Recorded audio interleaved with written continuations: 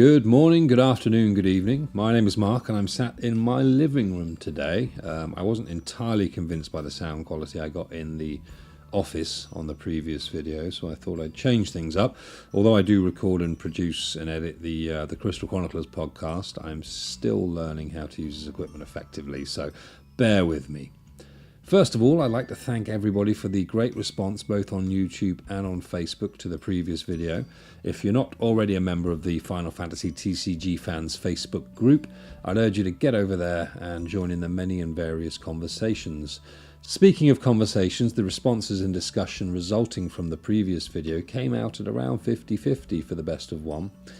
Remember, I'm not an expert. My opinion is no more valid than yours or anybody else's, so I give my preemptive agreement. It's okay to disagree with me and each other, just don't be unpleasant. And today's hot button issue is, drumroll please, promos, or more specifically, alternate art versus original promos. Around a year and a half ago at the time of this recording, we were introduced to our first promo card. It was Sephiroth. He's a 4CP 8k forward with the special ability, costing an additional 2CP and a dull, of choosing one backup and then breaking it. For a brief and shining moment he was a highly sought after card. Remember Minwu? Minwu was divisive to such an extent that it was, as I recall, the first card discussed as being overpowered and ban-worthy. With our hindsight goggles in place, we now all know that while Minwu was an excellent backup, he's able to be played around. At the time, however, Sephiroth was a cracking addition to the anti-Minwu arsenal. His value was, to begin with, shockingly high since we really didn't know how many promos would be printed. Keeping those hindsight goggles firmly affixed to our physgogs, it became clear that he'd be pretty easy to get. A year and a half later and he's 99p plus postage on eBay. Not long after his initial release, picking up a playset wasn't too onerous on the old wallet. Following Sephiroth, we had Vincent and then Lightning. These were both, again, unique cards, unavailable in any of the Opus series boosters. These were both, again, initially very sought after and very expensive, and these both, again, proved to drop in value fairly soon after their original release.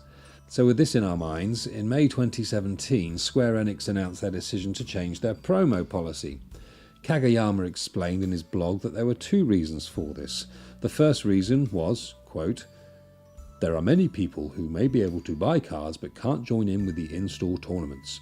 For example, those who can't go because of their work schedule, or those who aren't close to the stores that hold tournaments. There's no denying that it is unfair that there are cards out there that they cannot use." Unquote.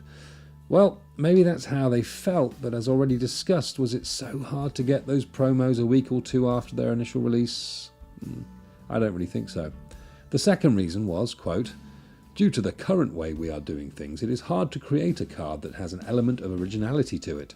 As mentioned above, as a consideration to those who can't get hold of those cards, and because we don't want it to be the case that you can't make a deck without them, to put it simply, they are designed in a way so that other cards can be used in their place if you don't own these specific ones. They would be just collectible items, which is okay in its own way, but it is not attractive from a gameplay perspective." Unquote. So it seems it would be difficult to keep coming up with original cards. Okay. But as he himself says 2 sentences later, they were designed to be variations on already existing cards rather than entirely new ones. Let's look at Sephiroth, Vincent and Lightning to see if that's the case.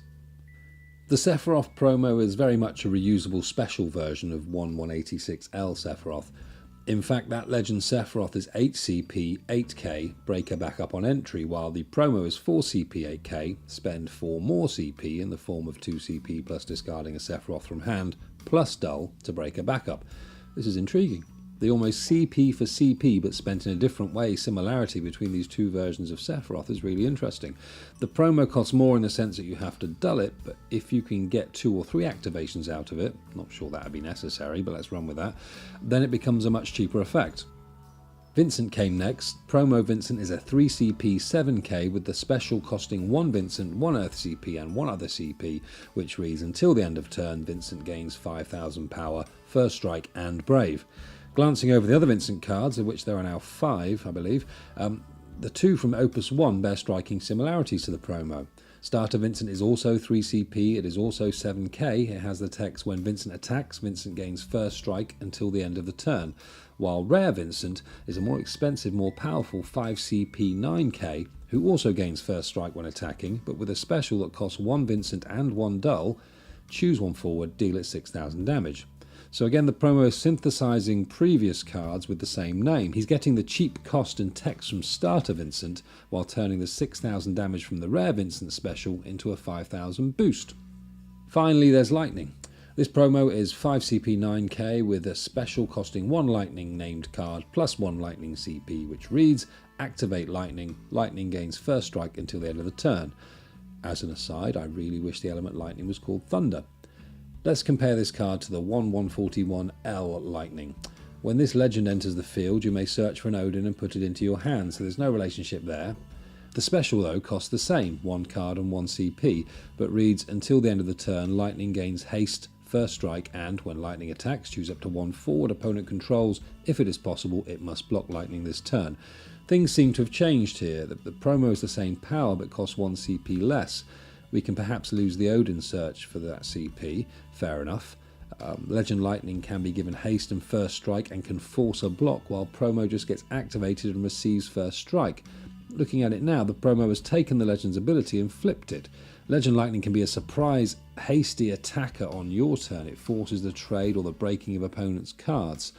The promo does the same, but on your opponent's turn, creating a surprise blocker. So the idea of creating alternate versions of existing cards' power seems really doable. Perhaps not to me, but for a game designer of the ability of Kageyama and his team, it's doable.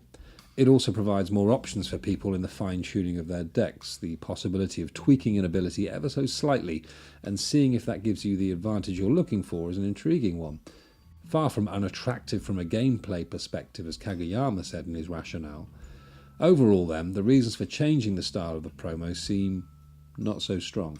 What we got instead, post-Lightning, was alternate art cards. Yes, they're nice to have, yes, they're collectible, but are they really as attractive a proposition as the unique cards? In the early days, I'd be at the game shop every tournament schedule allowing to get those unique cards and perhaps hoard a few as trade fodder. Nowadays, not so much. If I miss out on that Saz promo this week and next, am I really going to have any trouble getting hold of such an unsought after and unplayed card? More than likely the answer is no. Speaking purely for myself, I've gone from keeping those first few unique promos in a special binder as collectibles to not knowing whether I even have a playset or a foil of promos like Saz or Bartz or Kane. Personally, I'd relish a return to the unique and original promos, but Essie's and Kageyama's mind seem to be made up. How can things be improved then? The exception to the rule as far as alternate art promos goes is the set that came with the Dissidia NT video game. The alternate art versions of 3 118H Lightning, 1 155R Warrior of Light and 1 182L Cloud were just gorgeous. A themed set of 3 with similar artwork. I bought the game just to have the set of cards. I don't even own a PS4. The cards now sit in a 3-card screw-down frame displayed on my office wall next door. Their perceived rarity, their undeniable beauty, these things made them attractive to collectors. I'm not saying that L cards should become a part of the standard rotation for promos, that would be madness, but the theming might be something to be considered. I, for one, would be all for a series of, for example, alternate art mannequins. Something flashy and out of the norm and beautiful would make quite the collector's set. Or how about a set of the Opus 2 Moogles? One original piece of art, 6 Moogles lined up in element order so that, when the cards are placed side by side, they create one wide piece of art. I'd be all over that. If Square Enix are married to the idea of alternate art, then there needs to be more creativity shown. Just looking through their database of character assets and slapping an image onto a card is, dare I say it, a little lazy. It's time to think outside of the box about the cards that you can't get in a box. As always, leave your comments below or in the FFTCG fans Facebook group. Like, comment, subscribe, ring the bell, check out the Crystal Chroniclers podcast, and until next time, love you, bye.